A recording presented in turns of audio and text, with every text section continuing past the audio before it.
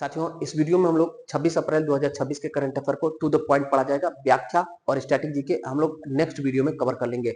साथियों, उससे पहले हम लोग लास्ट 25 अप्रैल के करंट अफेयर को रिवीजन कर लेते हैं।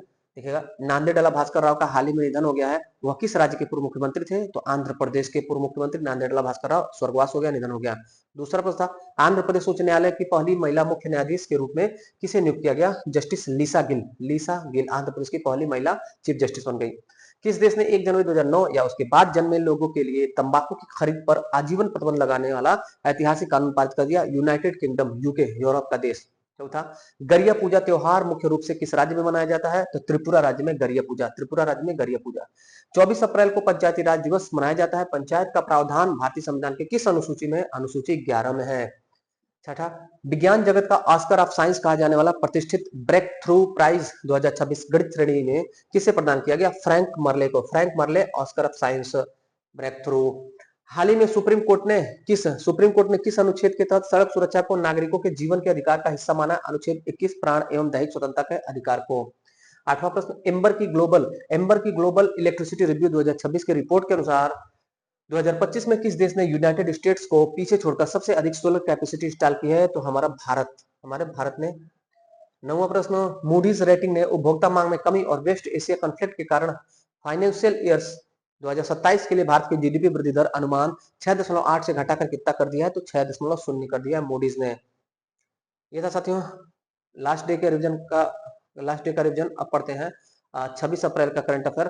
पहला प्रश्न, online gaming authority of India OGAI को किस अधिनियम के तहत स्थापित किया गया है? तो आपको ध्यान होगा कि ऑनलाइन गेमिंग, जुआ, सट्टेबाजी, इस सब पर सुप्रीम कोर्ट ने बैन लगा दिया।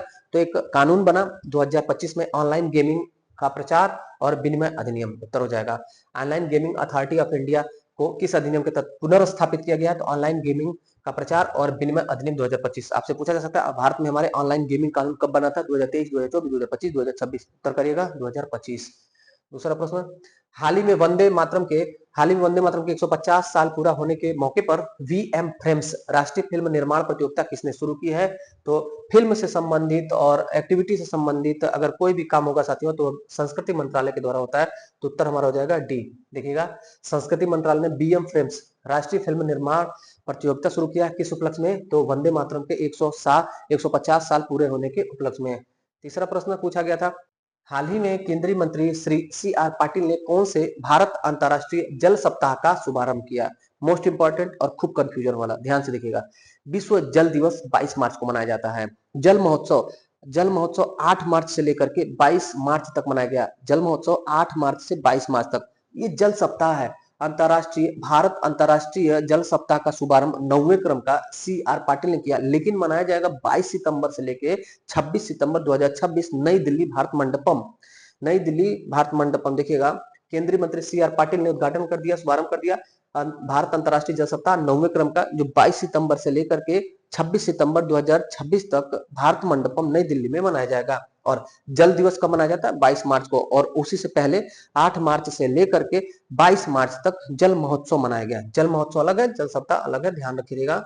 चौथा प्रश्न, हाल ही में टाटा स्टील ने कहा दुनिया की पहली इजी मेल्ट तकनीकी लगाने के लिए SMS ग्रुप के साथ समझौता किया है? तो उत्तर हो जाएगा, उत्तर हमारा साथियों हो जाएगा Tata steel Jharkhand. Tata steel plant, अगर आप देखेंगे स्टील का प्लांट तो झारखंड में, तो उत्तर हमारा झारखंड होगा।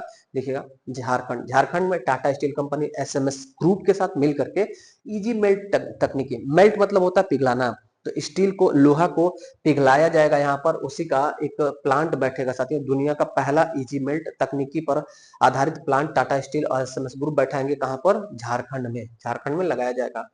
पांचवा प्रश्न, हाल ही में भारत का पहला एकीकृत कृषि खुफिया पारिस्थितिकी तंत्र कहां लॉन्च किया? तो उत्तर हो जाएगा IIT रोपड़।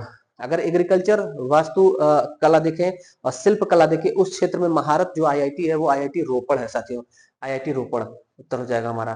फिर से पढ़ लीजिएगा, भारत का पहला एकीकृत कृषि खुफिया पारिस्थितिकी तंत्र कहां लॉन्च किया गया? IIT रोपड़। IIT रोपड़ भारत का पहला एकीकृत कृषि खुफिया पारिस्थितिकी तंत्र। छठा प्रश्न, हाल ही में INS निरीक्षक ने किस देश में आयोजित INSL एन डाइवेक्स 2026 में देश का प्रतिनिधित्व किया? उत्तर हो जाएगा, उत्तर हमारा श्रीलंका। डाइवेक्स 2026 आप याद रखिएगा, डाइवेक्स 2026 श्रीलंका में। डाइवेक्स कहाँ हुआ? श्रीलंका में। किसने भाग लिया? तो आईएनएस निरीक्षक हमारे भारत का पोत इसने भाग लिया। सातवां प्रश्न, हाल ही में Asia zero emission community AZEC plus बैठक कहाँ हुआ है? तो उत्तर हो जाएगा एशिया जीरो एमिशन कम्युनिटी एजेक प्लस बैठक हुआ है जापान में। उत्तर हो जाएगा डी जापान। जापान में एशिया जीरो एमिशन कम्युनिटी का बैठक हुआ। आठवां प्रश्न महत्वपूर्ण, हाल ही में किस राज्य के कर्नल शेर जंग नेशनल पार्क को इको सेंसिटिव जोन के दर्जे से रद्द कर दिया गया? ध्यान से देखिए रहेगा, पूछा जाएगा एग्जाम में, कर्नल शेर जंग नेशनल पार्क किस राज्य में स्थित है? तो उत्तर हो जाएगा, उत्तर हमारा बी हिमाचल प्रदेश। हिमाचल प्रदेश में है शेरजंग नेशनल पार्क। हिमाचल प्रदेश में शेरजंग नेशनल पार्क, इसे इको सेंसिटिव जोन में डिक्लेयर किया गया था। अभी इसका इको सेंसिटिव होने का दर्जा समाप्त कर दिया गया। अब ये सेंसिटिव नहीं है, अब ये संवेदनशील नहीं रहा हिमाचल प्रदेश का। नौवां प्रश्न, हाल ही में डीआरडीओ ने आंतरिक सुरक्षा को मजबूत करने के लिए गृह मंत्रालय को कौन सा एआई संचालित प्रणाली सौंपा है? उत्तर हो जाएगा प्रज्ञा।